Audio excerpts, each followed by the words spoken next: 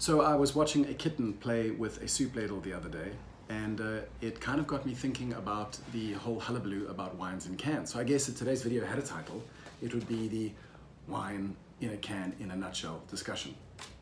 Now in the wild you have two creatures, well, you have a whole bunch of creatures, but the two creatures I'm interested in are the wine snob and the anti-wine snob. And the wine snob will not ever buy anything that isn't classic and established and has a fancy label and a high price tag. And the anti-wine snob won't buy anything that does have a high price tag and a fancy label. And the problem with these two creatures is that neither of them engage with reason or logic very often. Now, lucky for you and me, we are far removed from the forests of the wine snob. We are in the center of Logicville, where we can see past marketing and brand speak and really assess a wine objectively for how good or bad it is, right? Except no, because there's a concept called multisensory perception that says that what we see and what we expect strongly influences how we taste food or drink. And they've proven it time and time again in a range of experiments. A guy called Charles Spence, who does some fascinating experiments, and he's worth looking up, once took coffee brewed at the same strength and served it in different colored cups. The Specialty Coffee Association was asking him to do some experiments. And what turned out was that that same coffee served in a white cup was always deemed far stronger than the same coffee served in a black cup. And he did the same thing with food dye. Took a whole bunch of sugar water and dyed various batches different colors. And the red food dye was always deemed to be the sweetest, or often deemed to be the sweetest. And in another experiment, water dyed green was often described as having a flavor of lime. And this is from people who were trying their best to deliver honest data. Now, you say, cool, well, what does coffee and sugar water have to do with anything? It's got nothing to do with wine. Fine, let's talk about wine.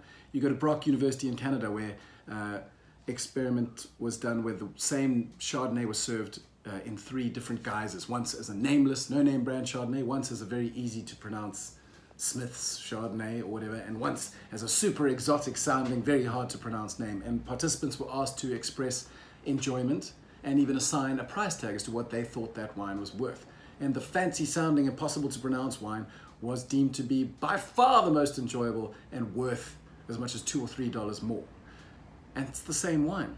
So, you know, Frederic Boucher does the same thing at the University of Bordeaux, where he takes a white wine and dyes half of this wine red and serves it to a wine tasting society. And you know the story. The white wine was deemed to be about peaches and white flowers and citrus and apricots. And that same wine dyed red all of a sudden tasted of raspberries and cherries and jammy red fruit, even though it was the same wine, just dyed with a flavorless, odorless food coloring. It's very embarrassing for us wine folk, but we try to pretend that stuff didn't happen. He did another experiment, which is possibly even more embarrassing, I guess, because he was talking to wine critics, experienced wine people, where he took a middle-of-the-road Vin de France and put some of that into a very fancy-looking Grand Cru labeled bottle, and then the rest of it into another bottle that was Vin de France, and asked these wine critics to express their enjoyment and to describe what they were tasting. And predictably, the Grand Cru bottle was deemed to be complex and lengthy and aromatic and pleasing,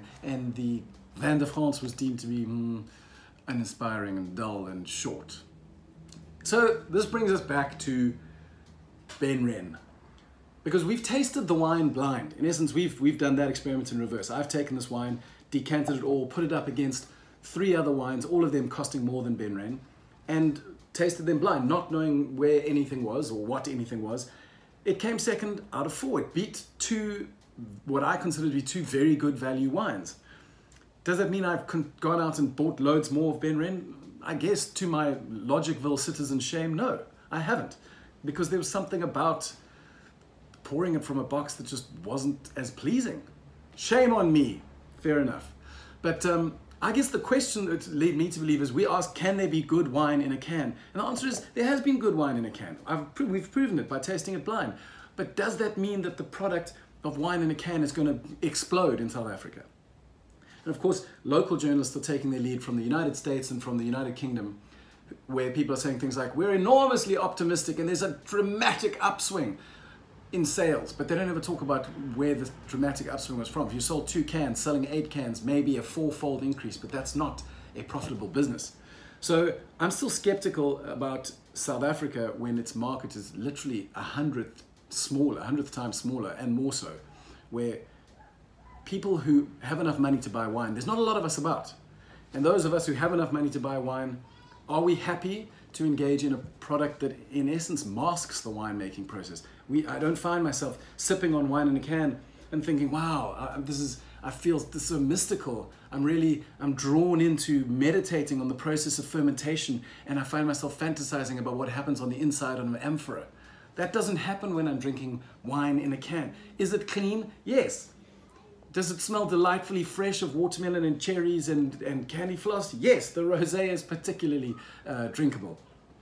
But does that mean that it's going to be a successful product? Who's to say? And what about the can itself? Because this is quite a controversial issue in that in the craft beer setting, when canning was only available to huge producers because of the inefficiencies of the whole manufacturing process, then cans were bad. They represented nameless, faceless, massive breweries that crushed the little guy and didn't care about quality.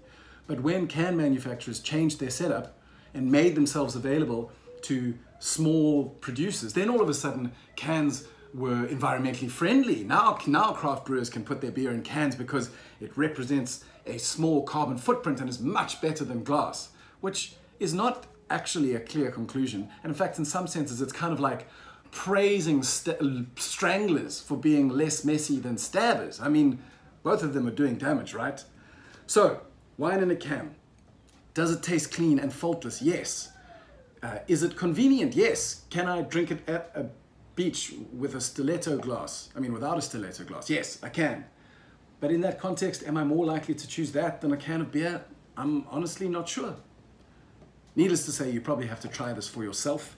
And it's not just Wren who are putting their wine in cans. There's a bunch of ranges out there. But it'd be fascinating to hear your thoughts, and especially the elements that perhaps I have neglected to discuss, because this is a super complicated topic that you can come up from a whole range of angles. So I look forward to hearing from you. Leave me some comments and maybe set me my new mission for my next bit of homework on wine packaging.